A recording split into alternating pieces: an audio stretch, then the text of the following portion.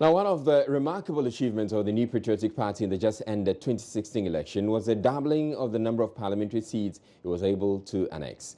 From the 8 it won in 2012, the party now has 16 of the 26 seats available in the region.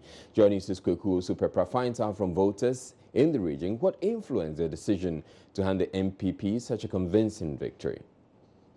The NPP has won 16 of the 26 constituencies in the Western region.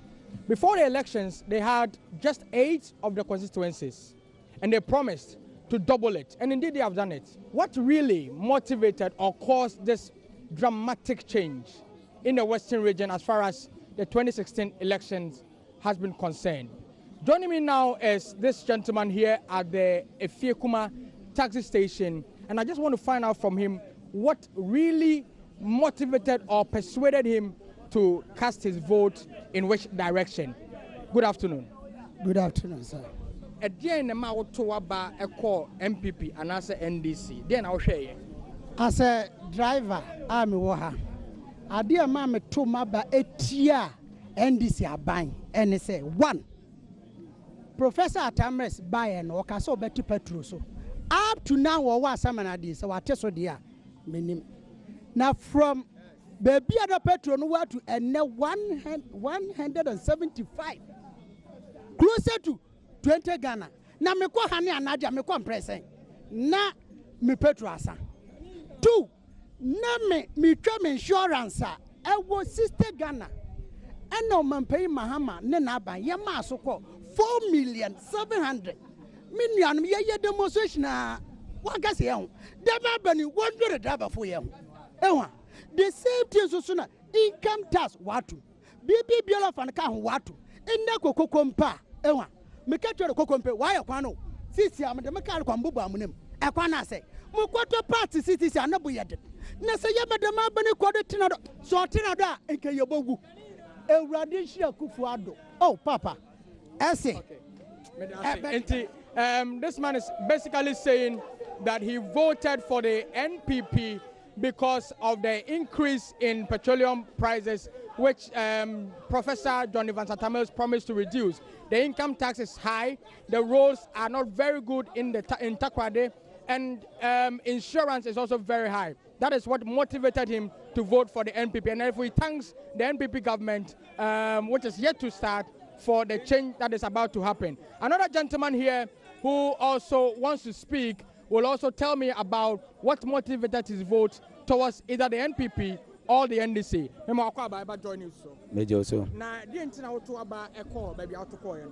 Yo, mutuma bako NDC. Since kwa mutuma bako NDC ni de. Musha impuntu juma mahama. Wababe wo Ghana no. Obrajuni inti asedo. Since ni de. Esha yani yenfe yensekenita kwa dia. Yenfe yenfantu. Yenye papa usam kuma. Yenwushia ade. Yenwu gadis asma. Wame eshiwa ade amen. Impuntu juma wabe sekenita kwa di niaye. NDC abredo.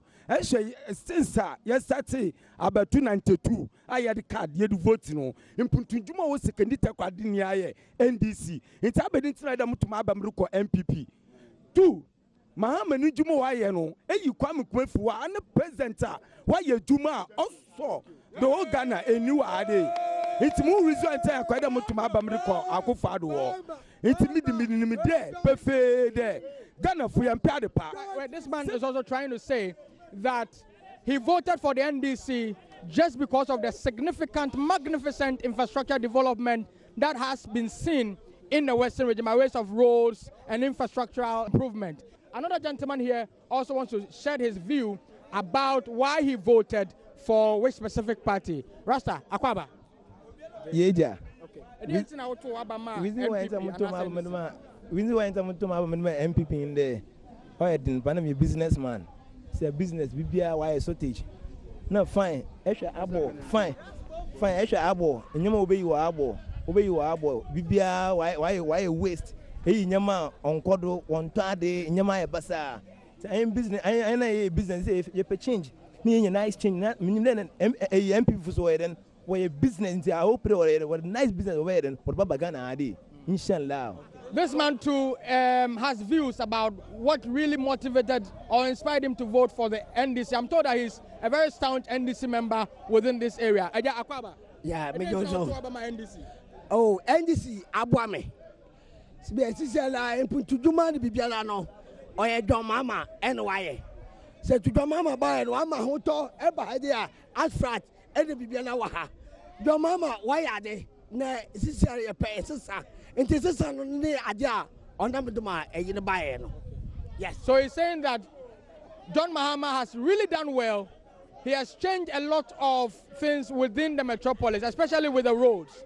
But he just says that people really wanted change, and that's why the change has happened. There's nothing more that John Mahama could do about it. For Joy News, my name is Kweku Owusu. Now, the only female member of parliament to represent the New Patriotic Party from the northern region, Hajia Halima Mahama, is making a comeback to frontline politics, having taken a break in 2009. A former Minister of State in the erstwhile President Kufuor administration, the MP-elect for Nailerugu Gambaga is the only female parliamentary candidate who was able to win her seat out of 6 females who contested in the region. Now, a member of the presidential transition team, she explains she decided to take a break to allow others in the constituency to get the same opportunity. And basically, I come from a poor district. And then my area is very impoverished and very low infrastructure. Over the years we've done, but there's still a lot more to do, like basic water, roads, infrastructure. I'm even talking about just simple. I'm not talking about asphalting roads, but just simple roads, bridges to make places accessible. You go to a community and you just feel sad because you tell yourself, if a woman is in labor, how is this woman ever going to get to hospital?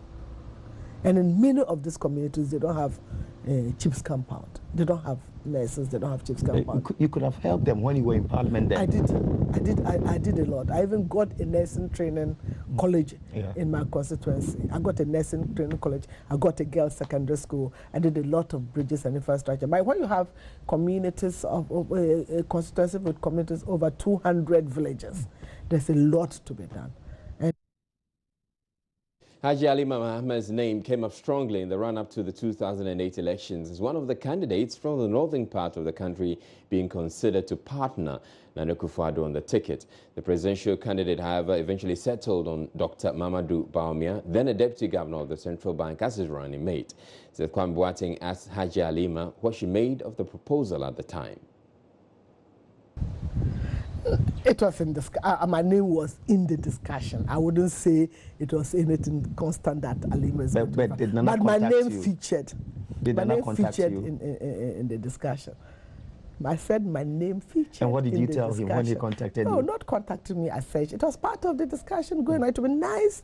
It would be nice to have a capable woman as vice president of this country. Why not? It was part of discussion.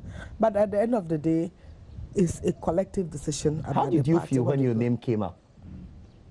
Well, I felt, oh, that means I'm being recognized, and I must be doing something that people like.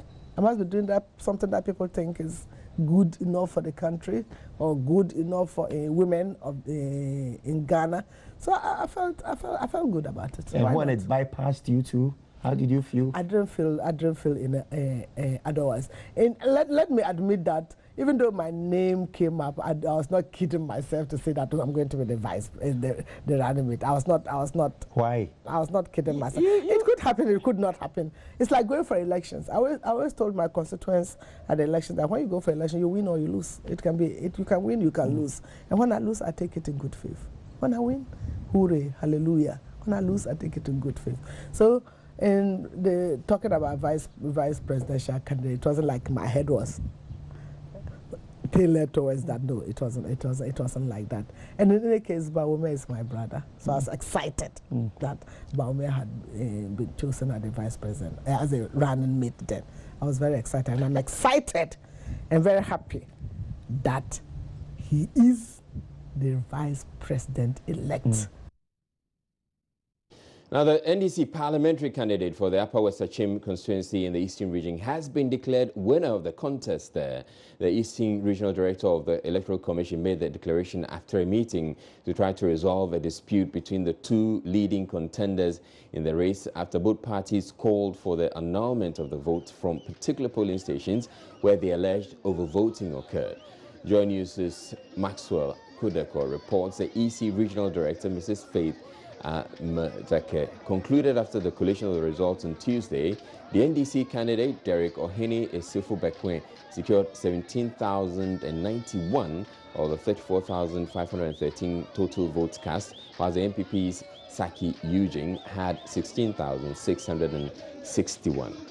The dispute over the results meant that the winner of the parliamentary race could not be declared at the constituency collation center, leading to a clash between supporters of the two leading parties.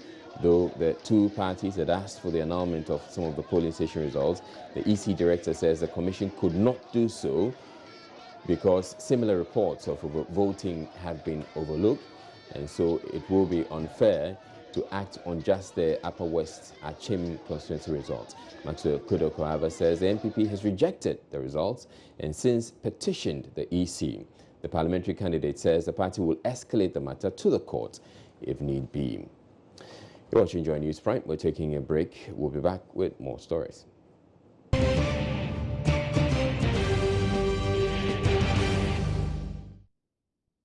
President-elect Nana Dankwa Akufo-Addo has assured the Greater Accra Regional House of Chiefs he intends to fulfill all promises made to the region during his campaign. Nana Akufo-Addo told the chiefs the promises made were not just to capture political power. The president-elect gave the assurance when he paid a courtesy call on the House on Tuesday to formally thank them for their support. There is more in this report. The NPP team was led by the President-elect Nana Akufo-Addo and the incoming First Lady Rebecca Akufo-Addo. Other members of the delegation were the party's Acting General Secretary John Buedu and former Deputy Speaker of Parliament Professor Mike Okwe. Receiving the delegation, President of the House Ni Okwe Kinkan VI congratulated the President-elect and called on supporters of the NPP to remain calm and desist from engaging in acts of violence. The toll booth chaos and all other forms of violence must cease. They must stop, because the leader is not like that. I am pleading with everybody to maintain the peace we have. Our excitement should not turn chaotic. We, the Greater Accra House of Chiefs, want to congratulate His Excellency Nana Dankwa Akufo-Addo. On his part, President-elect Nana Akufo-Addo reiterated his campaign promises. Greater Accra here in New Sanimaba, me Mama Danesi, me be far for the fake hand. Me ma hanye, yake, me be fairly care, I can care Mohammed. You have done what we came to tell you to do. We used to have 14 MPs in Greater Accra. Now it's 21. We are the majority in Accra. I also had 52% of the popular votes in Greater Accra. As a result, I find it necessary to thank you, the chiefs of Greater Accra. I want to also assure you that I will fulfill the promises I made to you. With my new appointment, I deem it necessary to take advice from you as the traditional rulers.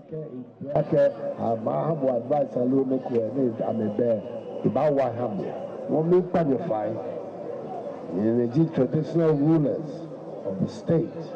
I can get no yano. In your time, yen there. I can no go ni me trade. Ni trade. La canatana affair. Look panify. Don't hesitate. Nobody should hesitate. My doors are wide open. Nana Akufo-Addo is expected to visit the Ashanti region on Wednesday.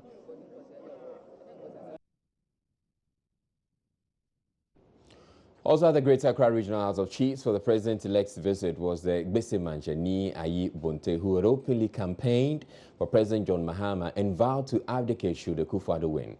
Joseph Akablay has more. The Gbese Manche, during one of President Mahama's campaign stops in Accra, held nothing back in his endorsement of the president, going as far as putting his throne on the line as a wager.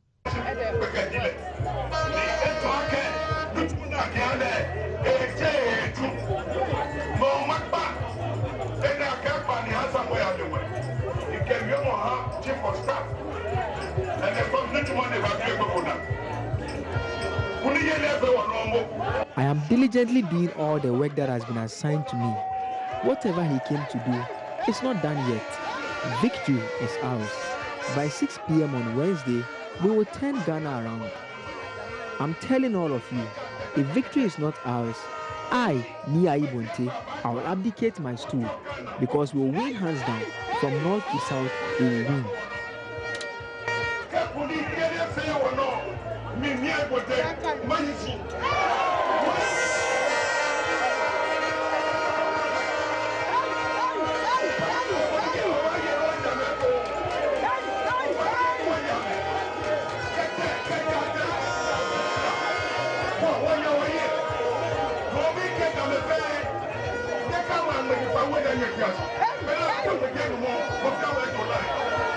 Many have asked when he plans to abdicate his throne as he had promised, or if he will actually carry it through. He, however, did not speak at the event, and his aides prevented journalists from getting any close to him. Joy News has meanwhile learned he was at the president-elect's residence on Monday to pay homage. Pro-opposition pressure group Alliance for Accountable Governance, AFAG, has vowed to put pressure on the incoming Akufo-Addo administration to address corruption, just like it did during the Mahama administration. AFAG has been quite critical of government and held several news conferences to highlight corruption exposés, and the group is vowing to sustain the pressure despite it leaning towards the NPP. Chairman Nanefri Ayu says they will ensure the NPP implements its campaign promises. We are doing it because the good people of this country want to know about it, and we seek the interest of the public. And so shall we go after any person in the next government who undermines the good intentions of the president. So it is a point to tell you that we have welcomed them. We send our congratulatory messages to Nana Addo Dankwa Akufo-Addo. We also thank His Excellency John Mahama for his contribution to the state, and that was important for us. And then we stated our position ahead. And then we have asked Ghanaians to be a bit more circumspect, a bit more of patience. We don't need to stampede the new regime. They need some time, and people must not allow themselves to be used. Is this act of yours supposedly going after members of the NDC or even people in the MPP? The principles of accountability does not look in the face of any individual. It is a matter of accountability to the people. Was there a good stewardship in the area of corruption? We have campaigned on corruption. Nana Addo has, former President Kufuor has, Cherry Rawlings has, and you don't want to bring any materialistic evidence to the people to understand that was the issue and that is why we were brought to this far. I don't need to be a rocket scientist to get well-meaning people to know that this is the course that we have to traject. So what exactly will you be doing on this course? We have always done it. We spoke on the Woyomi issue. As a policy advocacy group, we always speak. We expose. So now is a better opportunity to get evidence because the MPP is a regime that believes in the rule of law.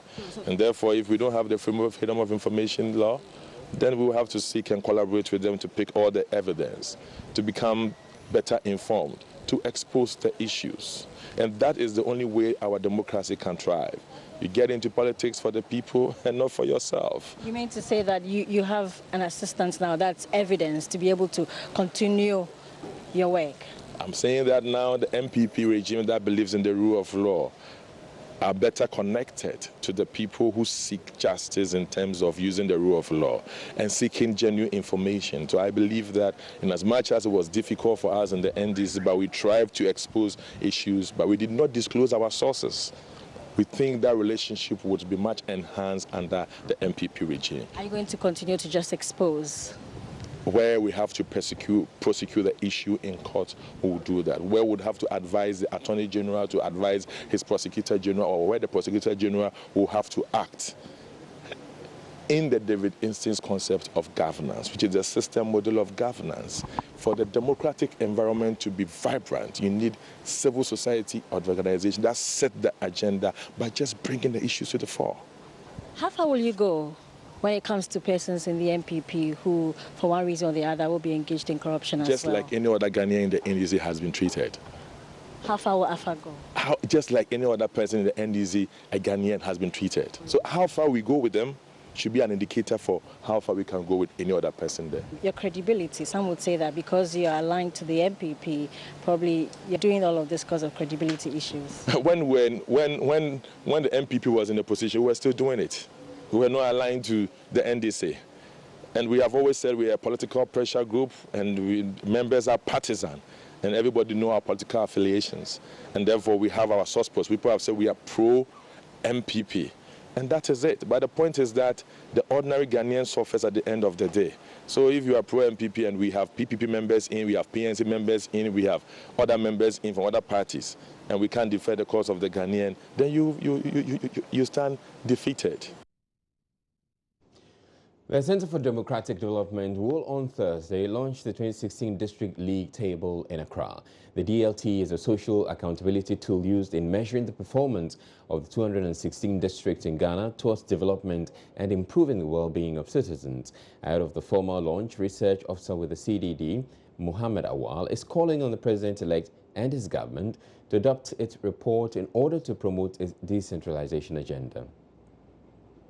So since we've launched the 2 report of the DLT, essentially the report has said a lot of things about the state of our decentralization.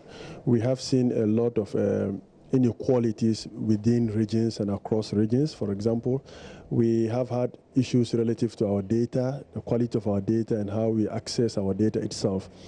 And the question around financial decentralization, for example, because a lot of the issues that come up is that this is not our responsibility at the district level. It's essentially a central level problem. And so for us, over time, we hope that at some point the central government will listen. Now we have a new government that will soon come in place. If you look at the MPP, it sort of talks about a lot of things that it seeks to do in its manifesto relative to decentralization. The question we want to ask is that we have a responsibility as citizens to try and hold government accountable, and DLT could be one of the tools that we can use to hold this government accountable. A lot of the things that are said that the DLT says is that we are not doing decentralization well.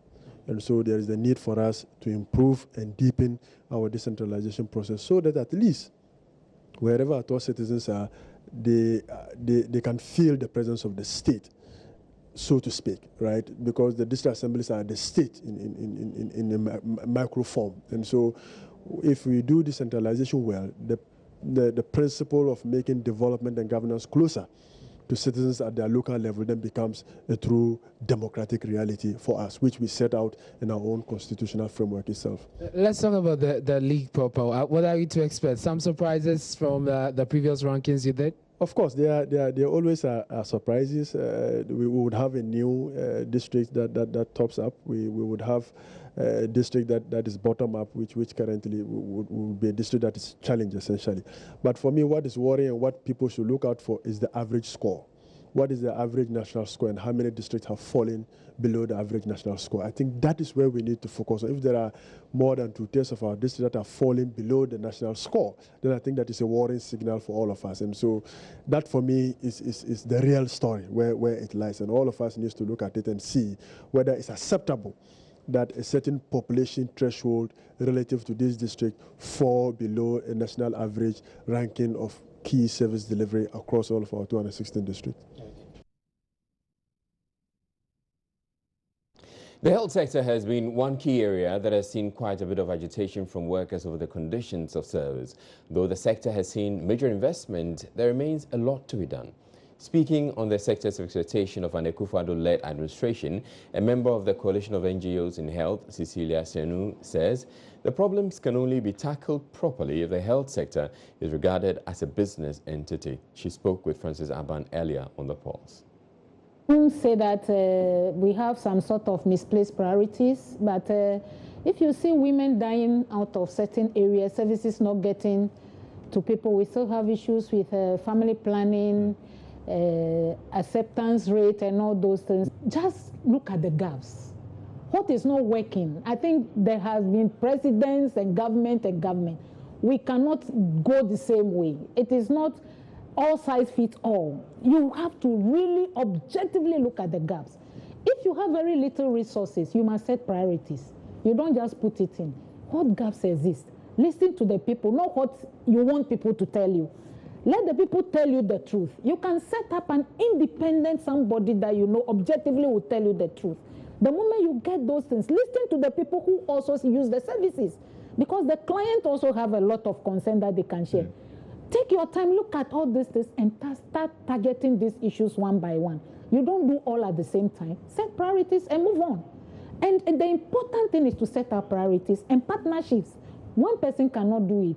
Look at all other people who can come together. It's a multi-sectorial approach. All the ministries contribute something to health sector. The health sector doesn't belong to only health. Education, transport, agriculture, they are all part of it. And I wish this government, the current government, or the new government would take time and look at that bigger partnership. What other things can we bring together to support the health sector? If I'm pregnant and I'm in labor and the road is very bad, you cannot take me to a hospital. I can deliver on the way, I can abort, anything can happen. And so I'm just looking at something the government can really take its time. It is not just rushing to deliver, but look at what I can do and do it to the need of the people at the community level. It is not just like maybe you are my friend, whether I work or not, if you talk. No. We must really start looking at health sector as a business and then reach the people who need it. Otherwise, we will still continue the same way. And that is what I expect this government to start looking at. It is not my people, my relatives, my friends. We should really look at the health sector as a business. If somebody is not performing, they should not hesitate telling the person to pack and leave. And so there should be certain way of assessing people's performance. People must have a clear job descriptions that can be monitored, a clear performance appraisal that we get serious people to look at it. What do you want? And they must assess the people. If you are not doing it, pack and leave. Don't stay there.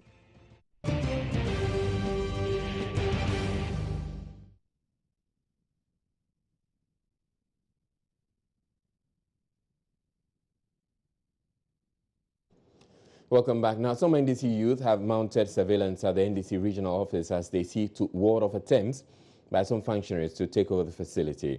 Asawase Constituency Propaganda Secretary Yakubu Tony Edu had locked the office early Tuesday. He accuses party leadership of causing his defeat by failing to see through the 1 million votes target in the Ashanti region, which he had orchestrated. Members of the party task force later forced the office open. Upon hearing of the reopening of the office, Yakubu Tony Edu returned with a gang to seal it off again. They were, however, met with fierce resistance from the task force. Secretary to the NDC task force, Ben Abdallah, is disappointed at Tony Edu's action. Point to the party. The party is in shock. We need consolation words. We don't need this thing in the party. I learned he's prepared to go beyond this gap. We are even preparing to call him this evening so that we sat down with him, have a talk. When you say he's preparing to go beyond this, what do you mean?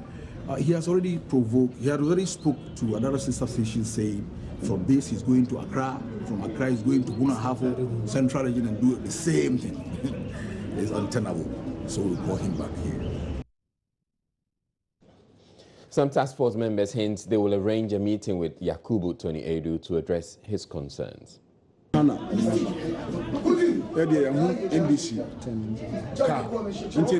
members up to gate. As members, we didn't panic when we saw the NDC van. The people came down with padlocks and keys. They did not answer our questions when we approached them.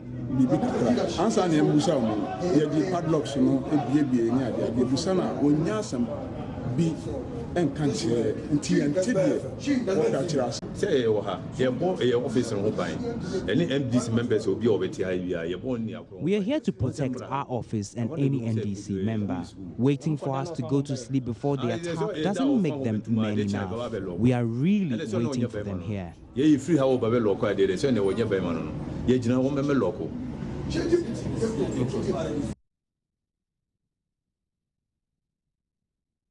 Elsewhere, MPP Vice Chairman for the Klote Kole constituency, Alhaji Aliu Kabe, has blamed the party's parliamentary candidate's loss in the 2016 election to the rift that continues to linger between party supporters and the candidates. Speaking on the polls earlier, Alhaji Kabe mentioned that both candidates of the party did a lot of the service to not just themselves, but the party as a whole. He says if the NPP had gotten Ni Norte to support Mr. Addison, they would have wrestled the seat from the NDC. Lawyer Philip Addison is saying he thanks everybody despite losing. He thinks he has fought well and that he thanks them very much. Moving forward into the dynamics of the constituency, in fact, this goes down to the thinking and the minds of the constituents. That is where I see the problem is. Because, we have internal problem. Our primaries was that of this thing I say, many long, prolonged agitations here and there. It took us 1 year to settle on the primary elections.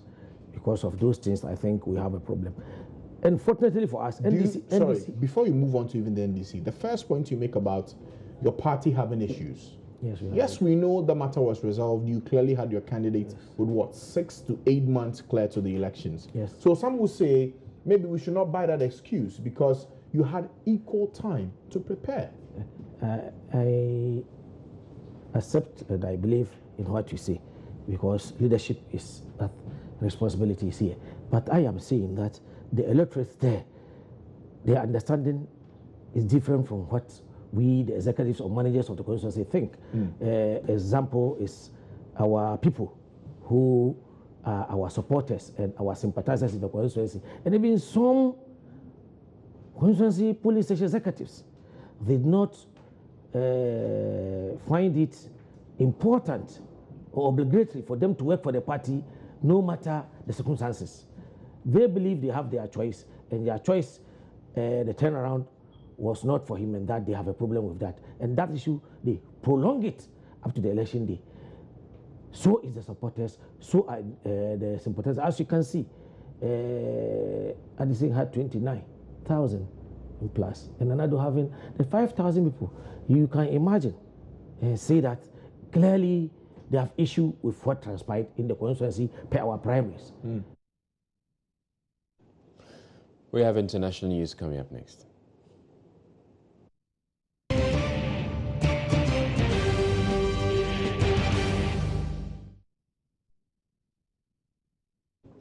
The Gambia security forces have taken over the headquarters of the Electoral Commission, its chairman says, as the country's president refuses to accept his loss in recent elections. President Yahya Jammeh initially conceded defeat to Adama Barrow in a recent poll before changing his mind. Visiting West African leaders have met Mr. Jammeh to try to persuade him to step down after 22 years in power. Gambian journalist Modu Lamin joins me over the telephone for the very latest. Good evening to you, Mr. Lamin. Good evening, Izzy, from the Gambia. Now, has there been any progress made at all with the visit of the West African leaders? Honestly, there has not been any progress made at all, even though we are still yet to get any statement. But not getting a statement means there is nothing concrete as of now. We are told that the ECOWAS presidents, that's the 4 presidents from Ghana, Sierra Leone, Nigeria, and Liberia are currently at the State House meeting again with the incumbent President Jammeh, because they actually met him in the morning, but they didn't have any progress on it. So they went back to meet up with the president-elect of Adama Barrow, and now they've gone back to the State House to have a final meeting on, with President Jammeh. How are ordinary Ghanaians taking all this? Gambians, Ordinary Gambians are in shock right now, even though I'm calling right now, at the streets, just to see the reaction of people. But I can tell you right now, everybody's going on his or her normal business. But there is some panic in certain Gambians. People don't know what the future holds for the country, and people are afraid with what the ECOWAS head said, that if the Jammeh refused to accept this peaceful negotiation, there's going to be a military takeover. People right now are panicked because the Gambia has never known any war. And with military presence everywhere in the streets, it's really tough times ahead, if these talks do not go peacefully. Are Gambians hopeful that this intervention by the West African heads of states will resolve the problem? Well, people actually were hopeful that things were going to go all right, but until this morning when the IEC chairman, Ali Mobanjai, had to go to his office, that's the IEC office, and then he had to be stopped by the military personnel there asking him not to enter the premises, with tight security. He and his staff, had to be sent out. So it's really tense moment, Even the IEC chairman is fearing for his security because he's been asked, not to report to work. The incumbent said he's gonna put in, a new IEC boss that is going to organize another election. But right now I can tell you people are, are in shock and they don't even know what's gonna happen next. We're just here right now, but no good news is coming out yet, and they're just hoping. Right now prayers are going on in the mosques, but everyone is just hoping things go fine. Now, Modu, for most people, we saw the footage or the video of President Yahya Jammeh conceding defeat and calling up Adama Barrow and telling him that he was going to cooperate with him and all that. At what point did all this change? Because we're getting a bit confused. Hello, sorry, can you come again? I'm asking, what was it that caused this turnaround by the President Yahya Jammeh? Because initially, we got the impression, and we saw him in a video where he had placed a call to Adama Barrow and conceded defeat and all. Well, initially, when the results were announced, we all saw him make a concession video, even called the President-elect Adama Barrow on TV and felicitating him, telling him that, you're not the new head of state, and even joking that he came, as he became head of state on a Friday, and he's leaving on a Friday, and he accepted God's, decision. But the sudden U-turn is all caused by the IEC, because they actually announced the results at first, but then they later released another statement saying they made some mistakes at certain constituencies, in Basse, which is the upper river region of the Gambia, and the mistake was just by 30,000 votes. They released 30,000, but when they rectified the mistake, they actually realized that Adama Barrow just led President Jammeh by 18,000 votes. So that is what is causing all of this, which is why the president is saying, okay, he took it in good faith before, but now with the results, like being Lee saying there are some issues with the counting. He doesn't believe and he doesn't have trust in the IEC, and that he's going to call for new elections. And even no one should openly talk about these elections again. For him, it's a foregone conclusion, and Gambians are going to go back to the polls. Is it going to be next week? We don't know. Is it going to be next month? We don't know. Is it going to be in 5 years' time? We don't know. Because he is saying he's the one that is financing the elections, and anytime he has the resources and the money, he's going to put in, for new elections to be done. But we still don't know what's going to happen. All right, thank you very much, Modu Laming. He's a Gambian journalist, and he's joining us. He joined us from Banjul. In other international news, a Tunisian man has been found guilty by a court in Sicily of causing the sinking of a boat in which 700 migrants died in April 2015. Mohamed Ali Malek, who had denied being the boat's captain, was given 18 years in jail. He was also convicted of manslaughter and human trafficking. A Syrian was handed a 5-year sentence. The heavily overcrowded boat sank off Libya after colliding with a merchant vessel that had come to its rescue. Only 28 people survived the disaster. And that'll be all for international news. Now, the police appear to have woken up to their responsibilities following a series of reports of attacks on supposed NDC supporters in the aftermath of the party's defeat at the polls. It comes after heavy criticism from sections of the public about the seeming inaction of the force despite the many incidents. Very few arrests have ever been made. In one of the incidents, a group of unidentified young men seized a toll booth at the Tema end of the motorway and allowed motorists to go through without paying. Though no one was arrested in that incident, the police have since deployed men there to avert another attack. Tonight, Joy News' Favor Nunu joins me live from the Tema motorway toll booth with an update of the security situation. Now, Favor, how many officers are currently stationed at the toll booth?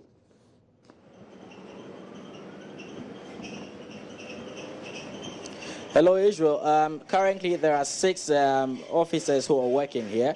If you mean officers of the police, there's only one. members of the security services. I've only cited one, but when it comes to the number of people who are stationed here working and collecting the tolls, there are 6 of them. And so earlier on, once I arrived, I did engage with the officer. We understand that he is actually the very officer who was present when the incident happened. So reinforcement came through, but as it stands now, he's the only one at this place right now who is actually securing 6 other staff who are toll collectors here at the Ashaman toll booth area. Now, do the attendants there in the toll booths feel more secure now with the presence of this one? If you can hear me, what's actually happening? Well, I've been speaking to a couple of them, and then what I gather is that there's still some level of insecurity that they're feeling, having to do with the fact that these thugs of a sort who took over the space here threatened that they'll be back. They actually gave timelines. They said that around the 6th and the 7th of January, they were going to be back. But they cannot be very certain as to when these men would return. And they say they were attacked in a certain sense. And so there's that fear that chances are they may come around at any point in time and then attack them. Of course, there's money being collected every now and then. And knowing that on that very day, the target was actually to take monies, one cannot foretell when the excitement or the interest to want to come and then monitor, as they actually put it, the monies that is being collected here would become of interest to these men again. So they come back. What's happening is that we have one of the workers who was present here on the day that the young men stormed this place and took over the booth area. He's actually a supervisor in this area who tells me that he was attacked, and the young men who actually stormed this place went into the office of the supervisor where monies are kept. He had a safe in there, and he had to actually keep the monies that he had been saving or they've been collecting overnight up until 7 a.m. in a safe. To throw the key outside, he had to throw the key outside in order to be able to at least save the monies that they had kept and prevent these young thugs from getting hold of it. But in order to be safe, he tried to leave some of the monies on the door. So this is the entrance. It's actually the office that leads to where the supervisor operates. All of the monies collected here is actually kept in this office. He joins me in a jiffy. Where are you? You can come through now. So that's the young man. He expresses fear about showing his face. I spoke to him. He wouldn't speak to us earlier, but he says if we don't show his face, he's happy to engage with us. Good evening. Evening. How are you doing? I'm fine. Our viewers would like to know, how do you feel right now with respect to whether you feel safe or not? What's the feeling like right now? For now, I'm okay. I'm okay. For now, you're okay. Yeah. What are some of your other staff expressing? I've seen a couple of ladies in there. What are they saying after the takeover here yesterday? They are saying about the security issues. They say we want more security men so that they'll be around, especially in the night shift. About 4 or 5 policemen to be around so that they can. Only one policeman in the night is very distinct. Okay. So there's only one policeman who is stationed over here. The cameras can pick it. He's actually a regular in this place who ensures that the entire space is safe. He already has in his hand, you can see there's a gun in there. It's loaded, and that's to ensure that whenever there are any thugs trying to come through, they can be stopped. But the young men or staff members here are saying they do not feel so safe with just one, as in the evenings, chances are that these thugs may come through. So what we can do is we'll get inside the office where they actually came through and then collected some monies. He tells me some safes were broken and all that. So tell me, what happened when they came into this office? This our safe. This one is spoiled safe. It's a safe? Yes, it's safe, but it's spoiled. It's not used again. So they use this safe to break. This is the main office. So they use this safe to break through this place before they enter. Okay. So that safe was on the floor over there. And so, because of the weight in it, they were able to use it to break the door. Yeah, the door. Okay. After breaking the door, but where were you at the time that this door was being broken? I'm outside. Okay, you were outside. Yes. But they managed to come inside. Yes. Okay. Tell us what happened once they entered here. What did you discover? The time they entered here, there's a man on the table there, so they pick everything. So they said they want the safe, the main safe key. This is the main safe. So if you can see, there's a main safe over here.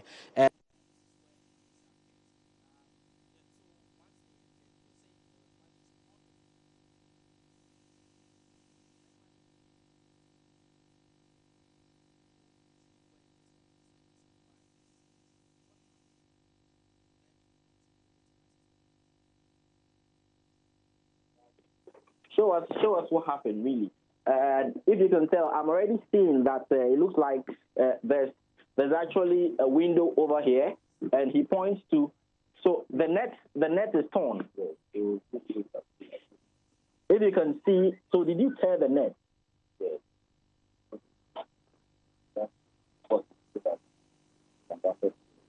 Okay, so you actually opened the window, knowing that they were outside.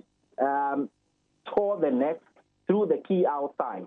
And so if you can hear what he just said, upon realizing that they were staged right in front of this place and were actually speaking and talking about taking over, he, being the supervisor, knowing very well that the monies collected would be the next target, he actually moved all of it in here, or most of it in here, locked it up, threw the key outside, and then gave himself up to them. We understand earlier on that you were beaten, you were attacked. Tell us what happened. And the time I left, they said you are the corruption. So later on, someone told them that I'm the saboteur. So they rushed me. I want to speak to people. At the time, where was the key? The key was in my pocket. It was in your pocket. And tell us, wasn't there police present? Because we know that the police was contacted to come on. Wasn't there a police present? Over here? Yes. And you were still attacked? Yes. What was the police doing at the time that you were attacked and the keys was being taken away from you? Were there any threats, as in the use of guns or words or anything of the sort? No, but they said when the police prevent them, not to take anything from there, they'll sue them, but they know them. The men who came and stormed this place, threatening to take over, said they would attack the police. They said they know them. So if they prevent them not to take anything or not to do anything, they'll sue them. If you can hear that, that's the supervisor who was around. He's saying that even the policemen who were around, these men threatened that, well, if they prevented them from taking the keys from this gentleman who... If they prevented them from taking the keys from this gentleman who you can see with the back in shorts, the keys are that lead to this safe. If they prevented them, if the police prevented them from accessing the keys to this safe, they will kill them because they know them from the same vicinity. That's the Ashaman area. And so, Israel, this is really what we have at hand. And he tells us that these men threaten that they'll be back sometime around January. And so you can tell that we obviously have a situation at hand. And we're expecting that the police would be deployed in full force in this area. But upon reaching this end, is only one security person. But given that 10 security officials were present at the time that he was under attack, and to a very large extent they overpowered him and found ways of silencing or threatening the police to stay away, we can tell that this is actually a very serious situation that we need to take seriously. With one policeman here, and they are calling for extra officers to be on the grounds here at the Ashaman toll booth in order to ensure their safety. Very much, Favor Nunu, bringing us that live update from the Tema end of the Accra-Tema motorway. In other news, the transitional team will on Wednesday meet to set up the transitional subcommittees on legal and governance, national security, natural resources, finance, among others, to begin the process for changeover of government. According to spokesperson of the President-elect Nana Akufo-Addo, Mustafa Hamid, the agenda tomorrow will set the tone for the preparation of handover notes from the outgoing government, which will be passed on to the various committees. He has been speaking to Joy News on what to expect in Wednesday's meeting. God willing, we would meet tomorrow at 10 a.m. The International Conference Center is the agreed venue for where these meetings will take place. First of all, we would set up, if you want, transitional committee, and the committee would be basically General Transitional Committee, which is basically a committee of the whole that is comprising all of us, those on the incoming government side and then those on the outgoing government side. There will be a transitional subcommittee for executive assets. There will be transitional committee on legal and governance, national security, finance, presidency, energy and natural resources, infrastructure and social services. So basically tomorrow when we meet, we would be putting ourselves into these groups. And then hopefully by tomorrow, the handing over notes from the outgoing government would also be ready. And then we'll pass them on to the respective committees. And then the deliberations begin. The handing over notes will be the basis for proceeding on anything, because certainly there will be questions that we would need clarifications on, and et cetera, et cetera. So those questions would be the basis for further meetings and so on. All right, we're taking a break now. Up next, we bring you entertainment.